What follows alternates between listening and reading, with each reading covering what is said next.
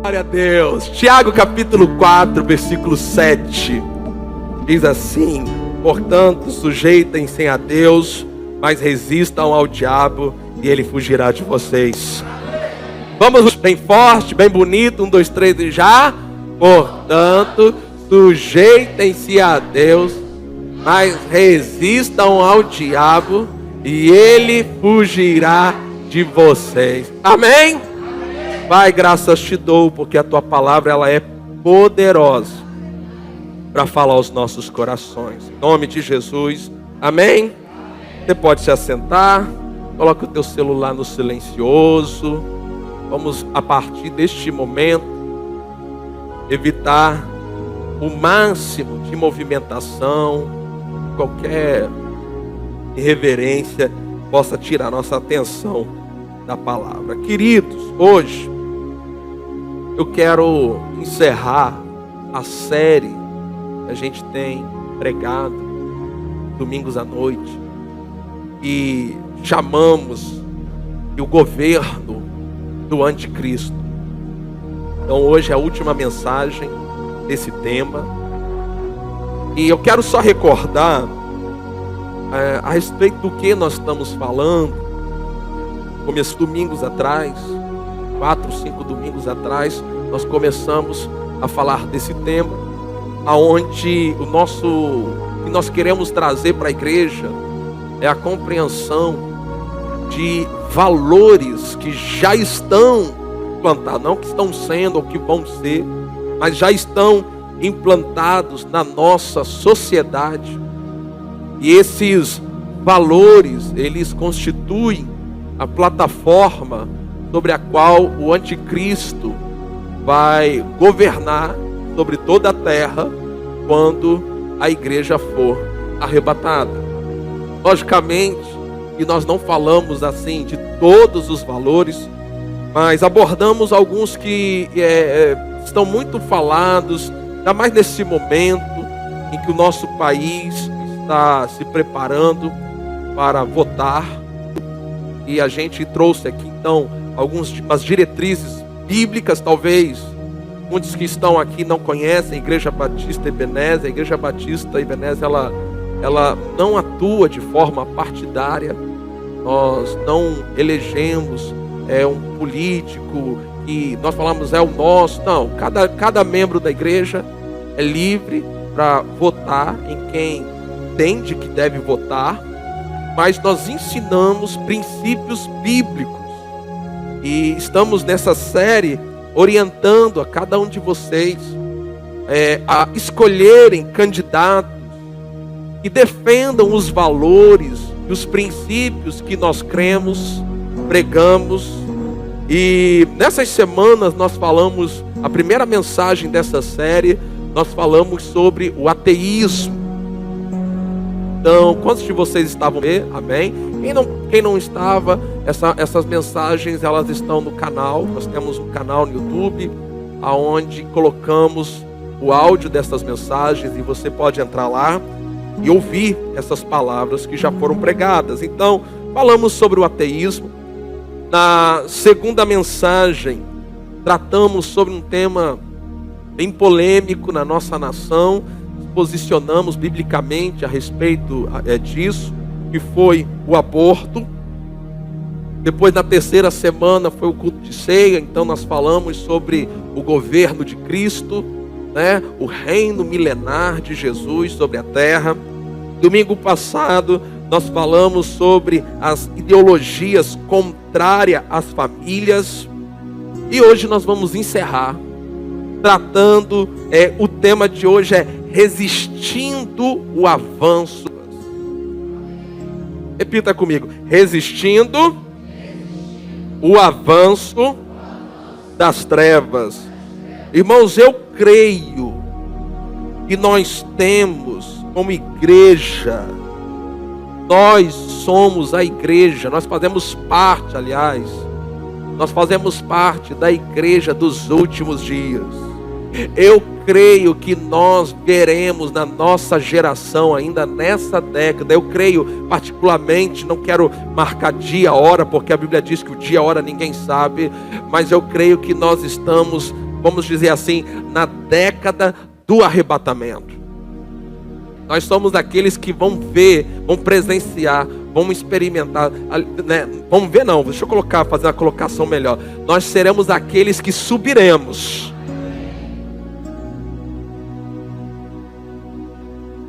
Mas nós ainda estamos aqui na terra.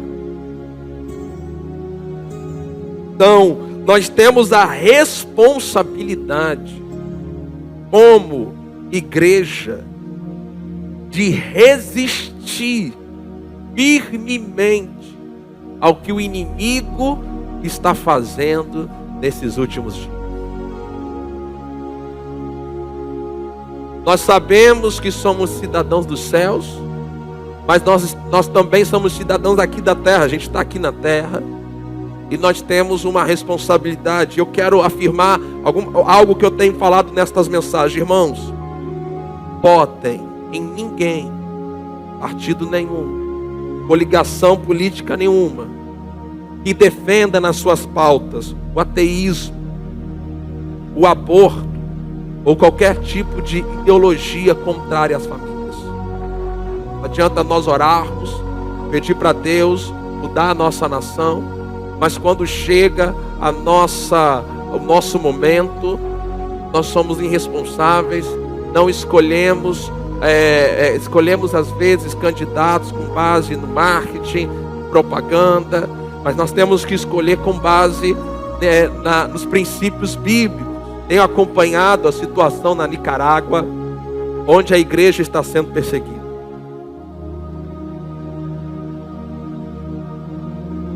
Então nós precisamos entender o contexto em que estamos vivendo aqui na América Latina.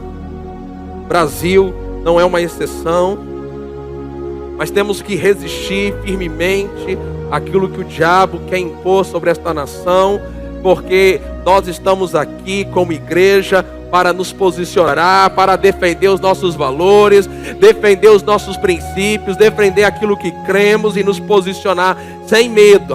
Amém, amados?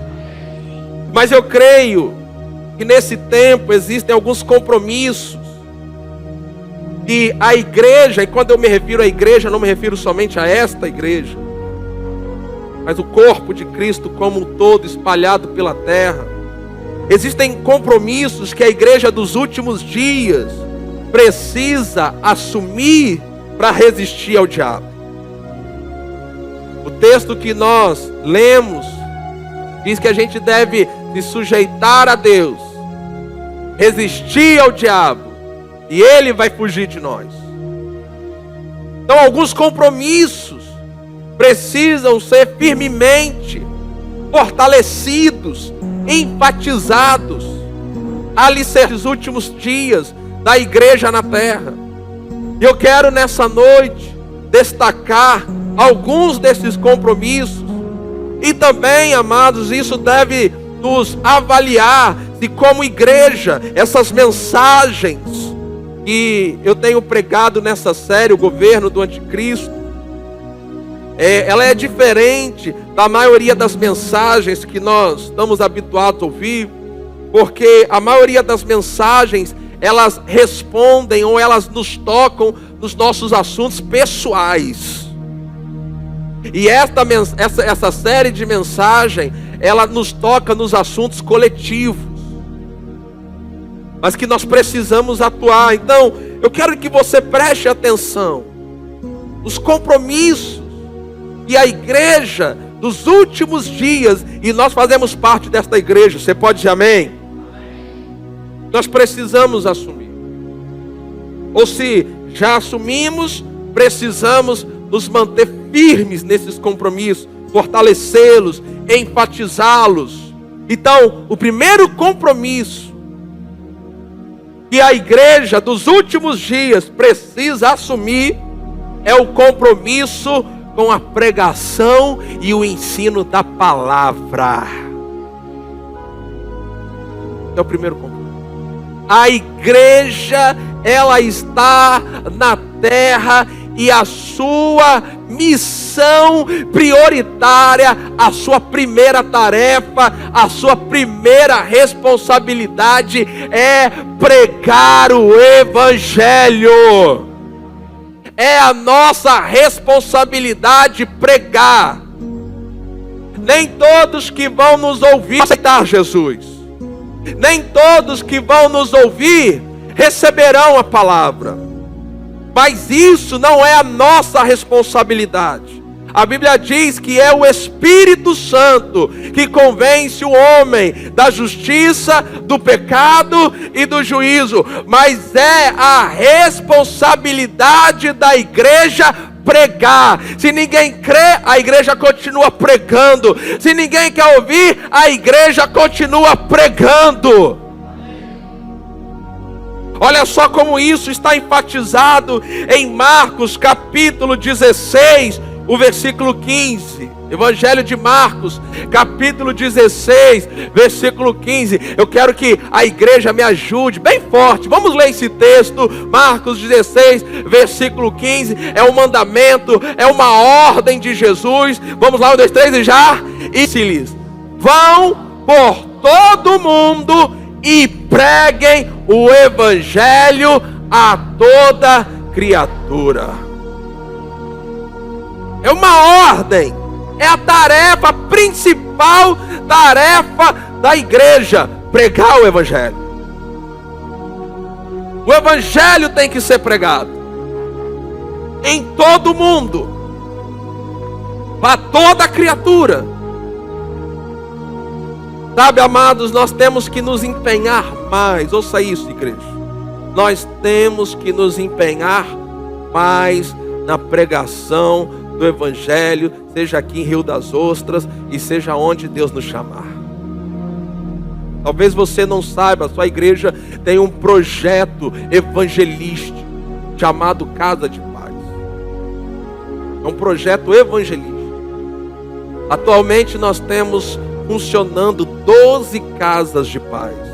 Você sabe o que significa isso? São 12 famílias que não aceitaram Jesus, 12 famílias que podem estar ou desviadas, ou que não aceitaram Jesus, ou que estão desviadas.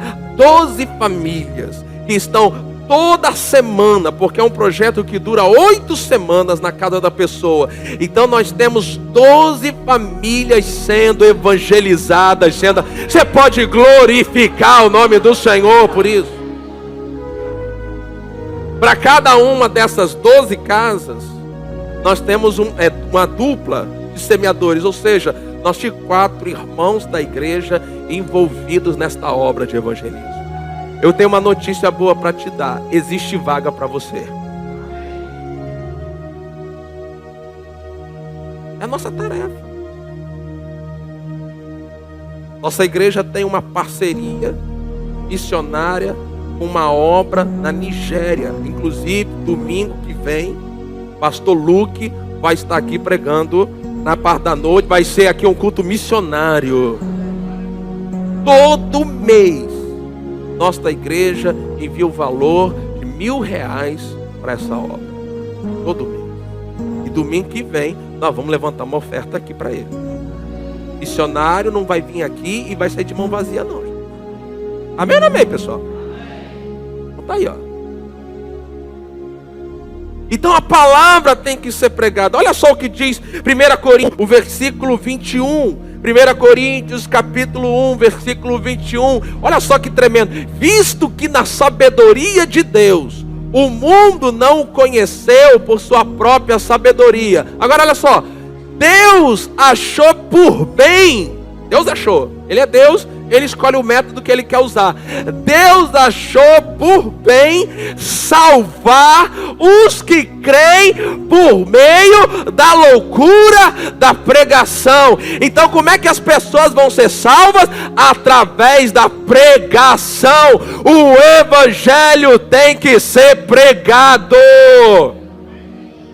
Olha aí para umas 3, 4 pessoas e diz assim, ó, o evangelho tem que ser pregado. Agora você pega o dedo indicador, faz dedo de profeta e aponta para essa pessoa e fala assim para ela: para de achar que é os que tem que pregar. Aponta para ela e fala: você tem que pregar também.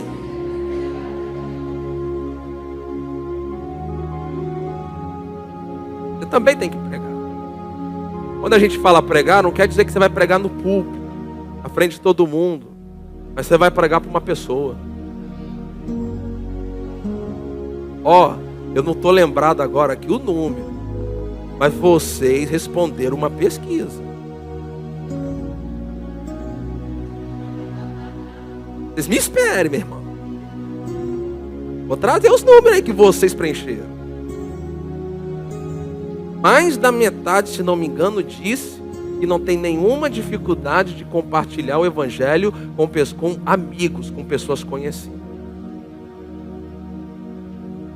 Às vezes a gente acha que pregar o evangelho é abordar pessoas que a gente nem conhece. Irmão, deixa eu dizer algo para você. Tem um tanto de gente que você conhece, que tem relacionamento, que tem amizade, que você abrir a boca para falar, elas vão ouvir a palavra através de você. Deus achou por bem salvar os que creem por meio, ele ainda chama da loucura da pregação. Então, o método que Deus usa para salvar o pecador se chama pregação. Tem que ser pregado. A palavra tem que ser pregada. Sabe, amado? E o lugar principal que a palavra tem que ser pregada não é aqui, porque aqui a maioria já é crente, já está salvo. Tem que ser pregado lá fora. Então esse compromisso da pregação, o compromisso do ensino. A palavra, uma vez que as pessoas nascem de novo e que elas se juntam a uma igreja local, aquela igreja, ela tem como base, ela tem como prioridade ensinar a palavra para as pessoas. Amado, deixa eu dizer algo para você. A tarefa principal da igreja para com os salvos é ensinar a palavra de Deus. Olha só, Mateus capítulo 4, o versículo 23, falando sobre o ministério de Jesus, diz isso: Jesus percorria toda a Galileia ensinando. Jesus ensinava. O evangelho precisa ser pregado. O que é o evangelho? É falar sobre Jesus, a morte de Jesus na cruz, pelos nossos pecados, que Ele ressuscitou, Ele levou ali os nossos pecados, nossas maldições, nossas doenças, nossa miséria. A gente fala sobre Jesus, a gente faz o apelo para a pessoa entregar a sua vida a Jesus, receber Jesus. Depois que ela recebe Jesus, ela precisa ser ensinada. Ela precisa aprender sobre a fé, como é que é usar a fé dela. Ela precisa aprender sobre oração, sobre o nome de Jesus, sobre ser dirigido pelo Espírito Santo, sobre essas coisas todas. Então Jesus, Ele exercia o ministério de ensino. Então você tem que vir para a igreja. Você tem que vir para a igreja com a disposição de receber ensino da palavra. Nós não estamos aqui, amado, para divertir vocês. Nós estamos aqui lidando com questões. Jesus ensinava. Olha só, Jesus percorria toda a Galileia ensinando. Ele ia nas sinagogas, abria o entendimento das pessoas para a palavra de Deus. Então a pessoa ela aceita Jesus, ela tem que continuar frequentando os cultos para que através da unção de ensino ela possa aprender a Bíblia, entender a palavra. Mas Jesus também pregava, olha lá, o evangelho do reino. Jesus ensinava e pregava, curando todo tipo de doenças e enfermidades entre o povo. Os apóstolos também se dedicavam ao ensino e à pregação. Atos capítulo 15, versículo 35. Atos 15, 35, projeta para nós. Paulo e Barnabé demoraram-se em Antioquia, fazendo o que, igreja? Lê forte aqui, vai. De novo, vocês vão completar. Paulo e Barnabé demoraram-se em Antioquia, ensinando e pregando, com muitos outros. Veja, não era só eles.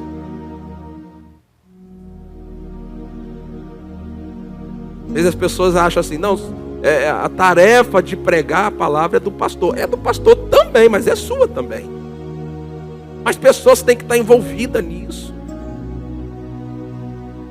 Então Paulo e Barnabé demoraram-se em Antioquia, ensinando, pregando com muitos outros a palavra do Senhor. Então o primeiro compromisso que a igreja dos últimos dias tem que assumir é pregar e ensinar a palavra. Diga assim, pregar e ensinar. De novo, pregar e ensinar. Irmão, a igreja que pode estar fazendo muitas outras coisas, se ela não está investindo o tempo dela, se ela não está investindo os recursos financeiros dela, se ela não está investindo o tempo do culto dela, se ela não está focando isso, ela não está fazendo a tarefa principal dela. Sabe, amado, às vezes nós podemos estar procurando um entretenimento na igreja. E hoje existe muito entretenimento para segurar as pessoas na igreja. Irmão, sabe o que tem que segurar você numa igreja? A palavra. Sabe o que alimenta a sua vida? Palavra. Sabe o que cura? Palavra. Sabe o que liberta? Palavra. Sabe o que restaura? Palavra. Sabe o que te fortalece? Palavra. Sabe aquilo que levanta você nos momentos difíceis? Palavra, palavra, palavra, palavra. Segundo compromisso, a igreja dos últimos dias deve assumir com todas as suas forças. Deve ser também uma prioridade para nós. O segundo compromisso é com a oração. Diga bem forte, oração. Diga mais forte, oração. Quando você lê o livro de Atos, você vai perceber que aquela igreja era uma igreja que orava. A igreja que orava. Eu fui muito influenciado pela vida, ministério do irmão David Yong-Shu, Paul Yong-Shu. Ele escreveu um livro. Através desse livro que Deus me deu a direção de começarmos aqui na nossa igreja a oração da madrugada. E o nome desse livro é A Oração, a Chave para o Avivamento.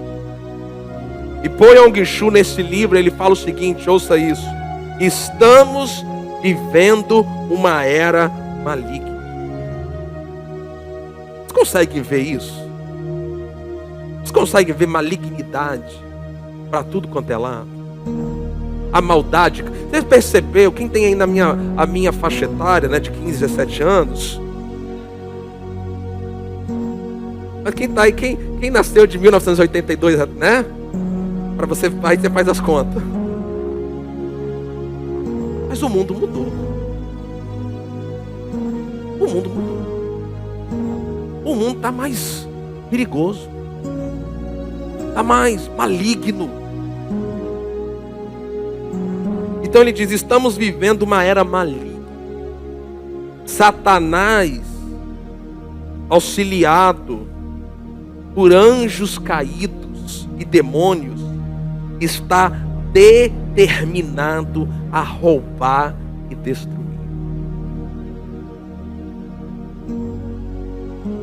O diabo, ele sabe qual é o futuro dele.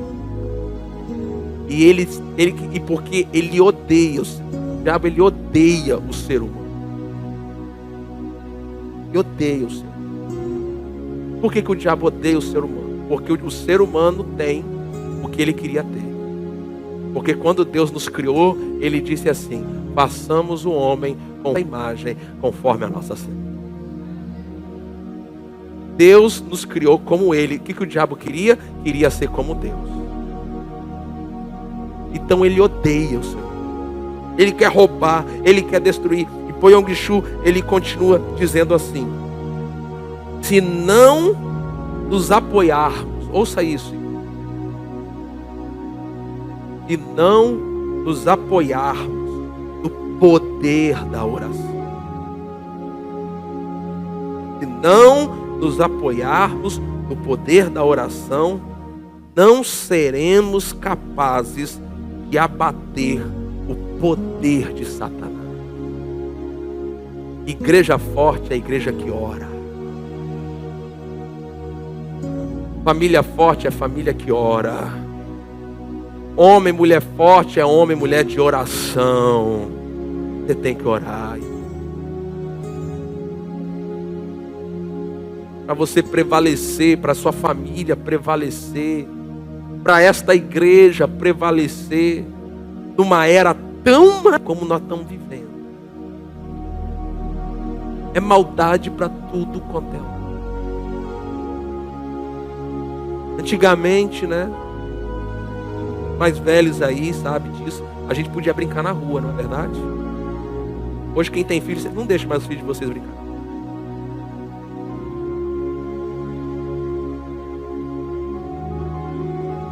Então o que nós precisamos? Nós precisamos orar, gente. Igreja tem que orar mais. Nós temos um trabalho diário de oração aqui na igreja, chamado Oração da Manhã. De segunda a sexta, às 5 da manhã, às 6 da manhã. Eu quero aqui ter uma voz profética para você. Você precisa de orar. Muitos de vocês começaram, pararam. Outros nem começaram. Mas graças a Deus tem aqueles que começaram e continuam. Mas eu quero encorajar você. Você que é aqui, desta igreja. Vamos, irmão, nós estamos nos últimos segundos do segundo tempo. Nós precisamos orar mais.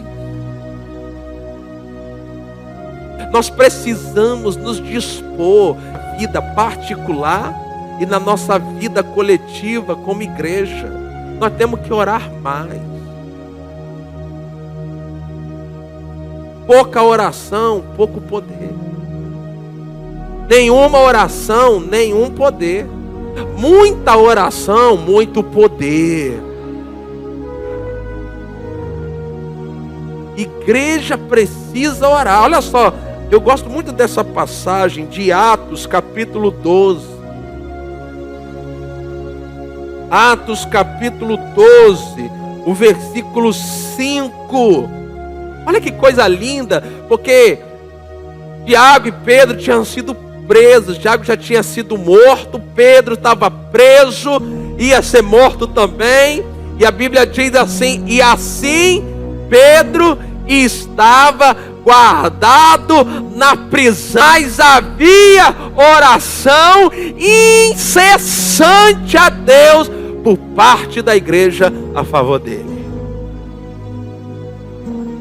Tem um tipo de oração que muda as situações. Sabe, amado, nós precisamos nos treinar, nos disciplinar pessoalmente, disciplinar o nosso corpo para orar mais tempo. Fez aqui na igreja mesmo, eu falo, irmãos, vamos lá, levante a mão, vamos começar a orar. Irmãos, em 2 minutos o povo já começa a se distrair, já começa. Sabe o que é isso? Que não estão acostumadas na sua vida pessoal a longos períodos de oração. Ora um pouco.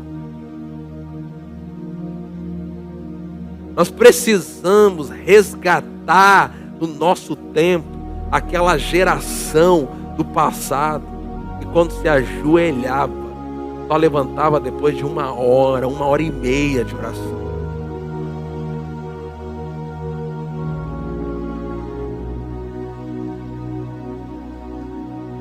A oração, o que ela vai fazer? Primeiro, as intenções malignas vão ser frustradas. Quando a igreja ora, quando você ora, as intenções malignas contra você, contra a igreja, contra a família, contra a nossa nação, cada uma delas vão ser frustradas, vão cair por terra. Quando a igreja ora incessante, os planos contrários à sua vida, cada um deles vão cair por terra. Quando a igreja ora, sabe o que acontece? O sobrenatural é liberado. Tem tanta gente no nosso meio que não tem experiência com o sobrenatural de Deus. Eu estava agora, antes de começar o culto ali no gabinete orando, eu estava ouvindo um testemunho. E aconteceu um culto na Assembleia de Deus, lá pelos anos de 1940. Que a igreja estava cultuando, adorando. De repente o pastor parou e falou assim: gente, para. Faça um silêncio. Toda a igreja fala. Faça um silêncio, porque Jesus está andando aqui. Eles fizeram um silêncio e todos puderam ouvir os passos de Jesus. Meu irmão, existe um nível de experiência do sobrenatural.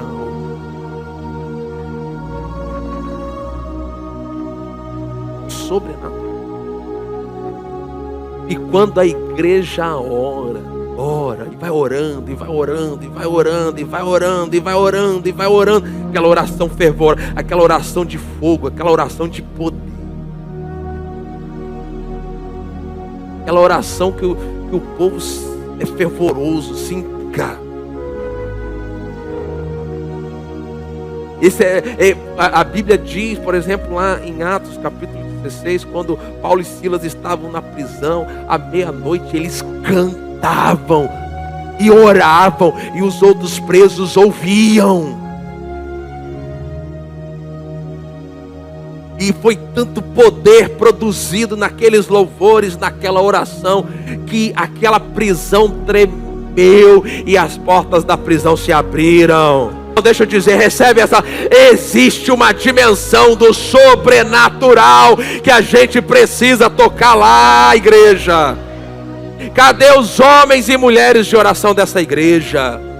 Cadê os homens e mulheres que vão pagar o preço? Cadê os homens e mulheres que vão jejuar até a glória operar na vida da igreja? Na igreja ora, o impossível acontece.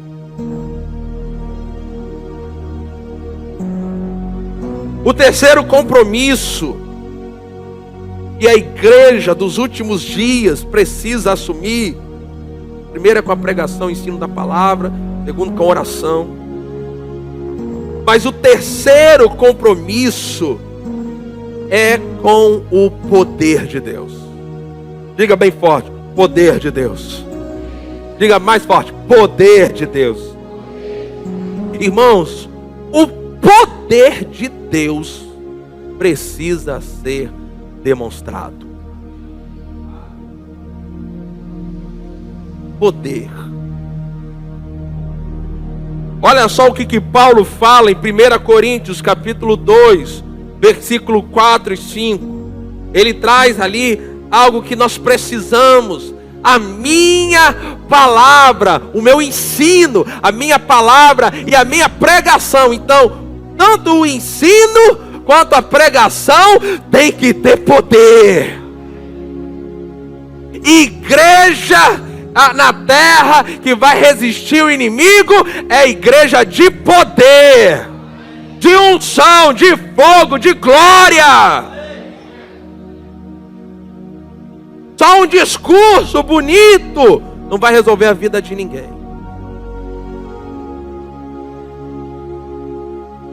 a minha palavra e a minha pregação não consistiram em linguagem persuasiva de sabedoria, mas em quê? Em demonstração do Espírito e de...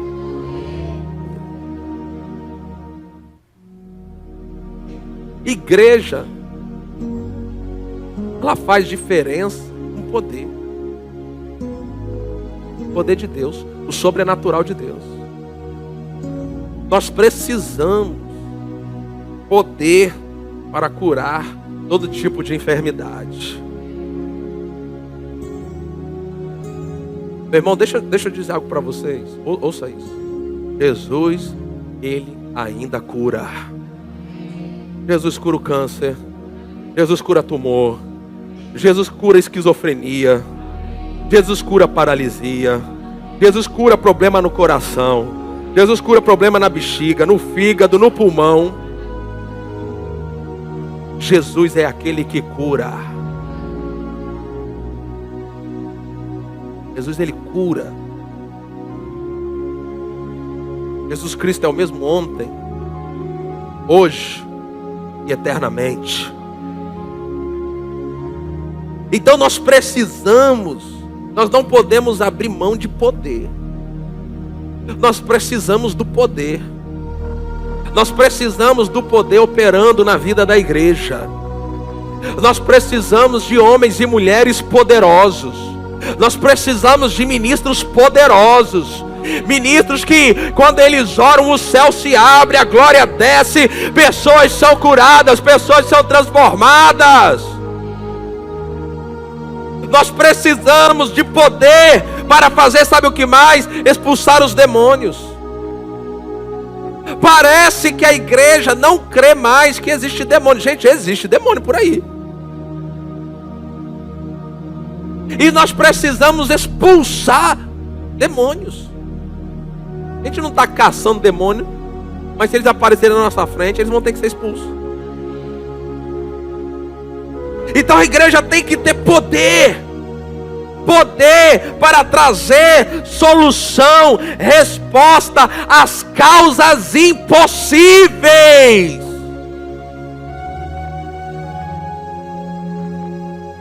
As pessoas deveriam encher nossas igrejas, por saberem que elas vão vir e vão encontrar respostas para suas causas.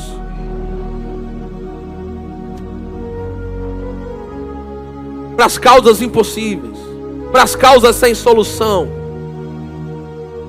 Amado, você recebeu poder. Diga bem forte: eu recebi poder. Olha só o que diz Atos capítulo 1 versículo 8. Atos capítulo 1 versículo 8. Vamos ler juntos? Aqui na televisão, vamos ler junto, bem forte, bem avivado, no 3, 1, 2, 3, e já vamos. Mas vocês receberão poder ao descer sobre vocês o Espírito Santo, e serão minhas testemunhas, tanto em Jerusalém, como em toda a Judeia e Samaria, e até os confins da terra. Diga bem forte: eu recebi poder. De novo: eu recebi poder. Olha aí para alguém e fala: você é poderoso.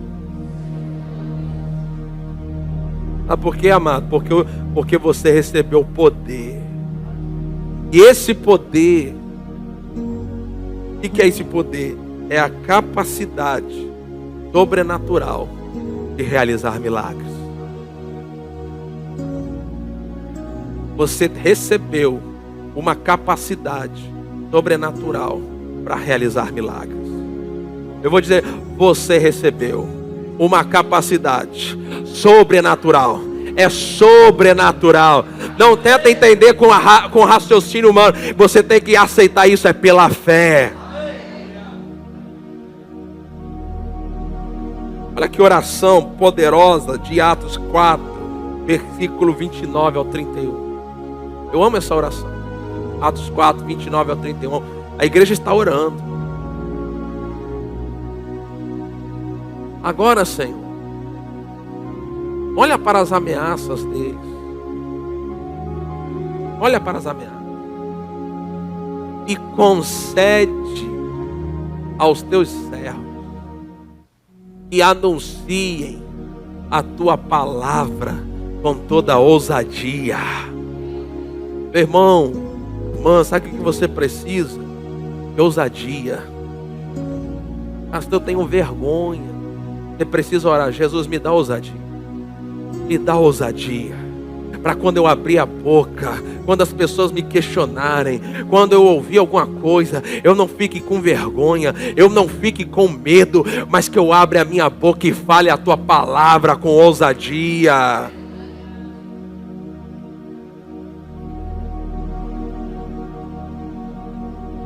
Aí eles pedem ousadia, mas eles não param só na ousadia. Eles falam o quê? Enquanto a gente fala a palavra, enquanto a gente fala, é que Deus vai fazer. Enquanto Deus fala, Deus vai fazer. Quando a gente fala, Deus vai fazer. Meu irmão, eu creio, toda vez que eu prego a Bíblia aqui, toda vez que eu prego aqui, eu creio que coisas sobrenaturais vai acontecer neste lugar. Esta igreja é uma igreja do poder de Deus. Esta igreja é uma igreja que crê no sobrenatural. Esta igreja é uma igreja que crê em milagres, prega milagres. Enquanto estendes a tua mão para fazer o que, igreja? Vai, bem forte. Curas, sinais e 3 coisas que eles pedem. Senhor, enche a gente de ousadia para falar a palavra, para falar que Jesus cura, para falar que Jesus liberta, para falar que Jesus muda a vida de alguém. Mas quando a gente abrir a boca para falar estas coisas, e estende a tua mão e cura, faz sinais e prodígios por meio do nome. Está faltando esse tipo de oração hoje. A gente só ora para Deus pagar nossa conta, resolver os nossos problemas, sabe, amado? E a Bíblia diz, continuando, pode o próximo versículo. Tendo eles, o que aconteceu?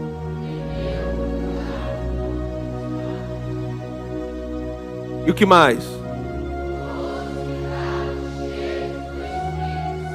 E o que mais?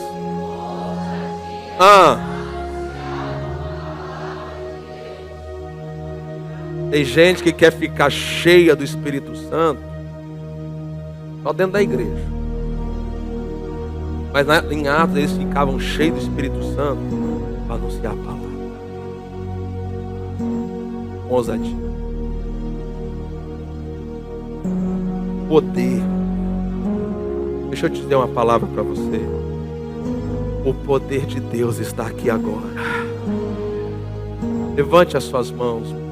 Recebe isso agora. Olha, o poder de Deus, o poder de cura, o poder de milagres, o poder de mudar as causas, o poder sobrenatural, o poder de mudar a situação, o poder de intervir, o poder para restaurar, o poder para curar, o poder, seja o que for, o poder está aqui agora para alcançar você. Eu quero terminar essa palavra agora. Ontem à noite, quando eu e minha esposa nós fomos dormir, eu fiquei ouvindo uma palavra no celular. Mas enquanto eu estava ouvindo a palavra, o Espírito Santo ele começou a falar comigo, nada relacionado à palavra que eu estava ouvindo. Mas ele disse duas coisas que eu quero encerrar aqui. A primeira, o Espírito Santo falou assim: por que quando os meus filhos oram hoje, eles não dobram mais o joelho?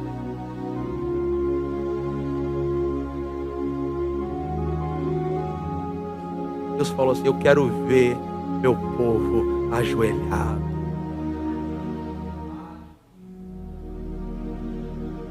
Em Efésios 3,14, diz assim, ó: por essa razão, Paulo falando, por essa razão, eu me ponho de joelhos, aonde? Lê bem forte comigo, esse texto todo, nós três já. Por essa razão, eu me ponho de joelhos diante do Pai. Meu irmão, qual é a razão que você tem hoje aqui? Você precisa se ajoelhar diante de Deus. Sabe, amado, eu creio em orar em pé, orar sentado. Eu não acho que... Ontem à noite eu estava deitado, ouvindo a mensagem. Lília já estava dormindo.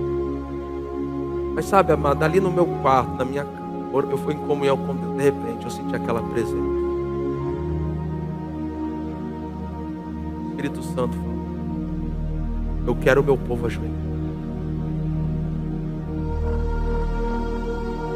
Sabe por quê? Porque quando nós estamos ajoelhados, dobrar o joelho significa uma posição de submissão e obediência. Quando você está ajoelhado,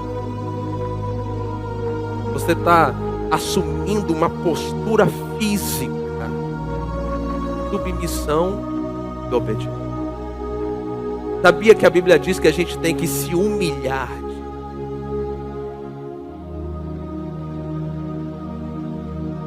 para que a seu tempo Ele nos exalte? E a segunda coisa que Deus falou, sabe, amado, foi assim uma experiência, porque eu comecei ali baixinho, para não acordar minha esposa, mas eu comecei a orar. O Espírito Santo começou a me dar interpretação. Ele disse assim: ore pelas aflições dos meus filhos, porque eu quero operar o sobrenatural. Eu vim aqui hoje para profetizar o sobrenatural de Deus sobre a tua vida. Sabe, amado, eu sou das antigas. E tem coisa que eu amo, louvores, modernos, não tem nada contra. Mas tem algumas coisas antigas que mexem ainda muito com o meu coração. E nesse momento que eu estava ali, o Espírito Santo, ele me lembrou. Alguns não vão nem entender o que eu vou dizer agora, mas o Espírito Santo me lembrou de um hino do cantor cristão. Quem sabe aqui o que é o cantor cristão? Levanta a mão. Deixa eu ver. Ó, tem uns batistão aqui. Mas antigamente, nas igrejas batistas tradicionais, você trazia a Bíblia e você trazia o cantor cristão. Isso aqui é o cantor cristão. E eram as músicas que eram cantadas do culto. Não tinha esse negócio todo. Aí tinha os hinos. Aí você vinha, né? Falava assim: irmãos, vamos cantar agora o hino do número 344. Aí todo mundo abria, começava a cantar. E triste coração, Deus cuidará de ti. Por tu opera a tua mão, que cuidará de ti. Deus cuidará de ti em cada dia. Proverá, sim, cuidará de ti. Deus cuidará de ti. É uma palavra para a tua vida. É para a tua vida agora. Receba esta palavra. Deus está cuidando de você. Deus está cuidando da tua família, da tua casa, da tua saúde. Meu irmão, eu profetizo sobrenatural sobre a tua vida. Eu profetizo milagre sobre você. Olha só, a segunda parte desse hino antigo. Coloca aí para mim. Olha só, na dor cruel, na provação, Deus cuidará de ti. Sabe aqueles momentos de dor, provação? Lembre-se disso. Deus está cuidando de você.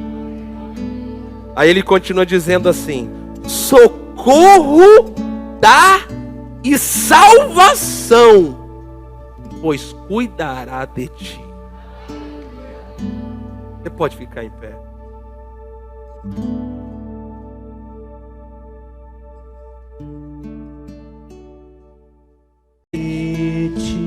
É uma palavra para a tua vida. É para a tua vida agora. Receba esta palavra. Deus está cuidando de você. Deus está cuidando da tua família, da tua casa, da tua saúde. Meu irmão, eu profetizo sobrenatural sobre a tua vida. Eu profetizo milagre sobre você. Olha só, a segunda parte desse hino antigo. Coloca aí para mim.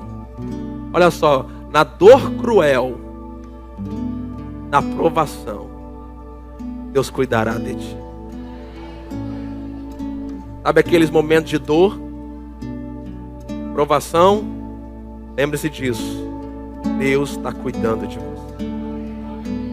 Aí ele continua dizendo assim: socorro dá e salvação, pois cuidará de ti. Você pode ficar em pé.